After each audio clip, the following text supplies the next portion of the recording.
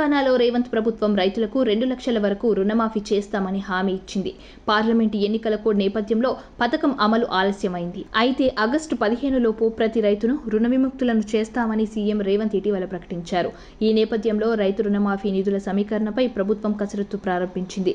2 లక్షల రైతు రుణమాఫీతో పాటు రైతు భరోసా, రైతు బీమా పథకాలకు కూడా దాదాపు 40,000 కోట్ల డబ్బును జమ చేయాల్సి ఉంది.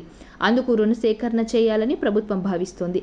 ప్రస్తుతం ప్రభుత్వాన్ని నడిపేందుకు గాను ప్రతి నెల రిజర్వ్ బ్యాంకుకు బాండ్ల విక్రయం ద్వారా సుమారు 5-6 వేల కోట్ల రుణ సహాయం పొందుతోంది. ఇప్పుడు రైతు సంక్షేమ పథకాలకు కూడా రిజర్వ్ బ్యాంకు నుంచే రుణాలు సమీకరించాలని ప్రభుత్వం యోచిస్తోంది. జూలై, ఆగస్టు నెలల్లో బాండ్ల విక్రయంపై దాదాపు 15,000 కోట్ల నుంచి 18,000 కోట్లు తీసుకునేందుకు రెడీ అయినట్టు తెలిసిందే.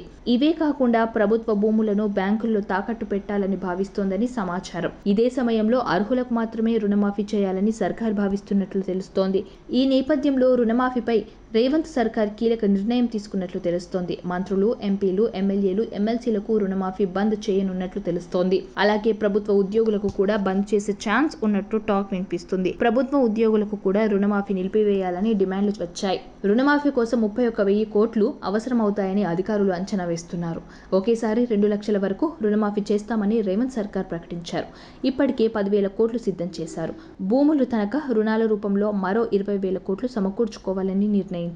2019 ఏప్రిల్ 1 నుంచి 2023 డిసెంబర్ 10వ తేదీ వరకు రైతులు తీసుకున్న రుణాలకు మాఫీ వర్తిస్తుందని సీఎం చెప్పారు.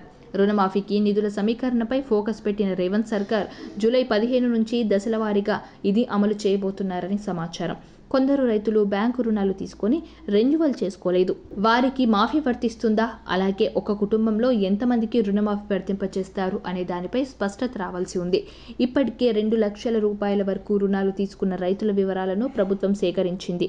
ఎన్నికల్లో ఇచ్చిన హామీలు నెరవేర్చి తీరుతామని కాంగ్రెస్ సర్కార్ చెబుతుండడం రాష్ట్రంలోని పేద కుటుంబాలను సంతోషపెడుతోంది.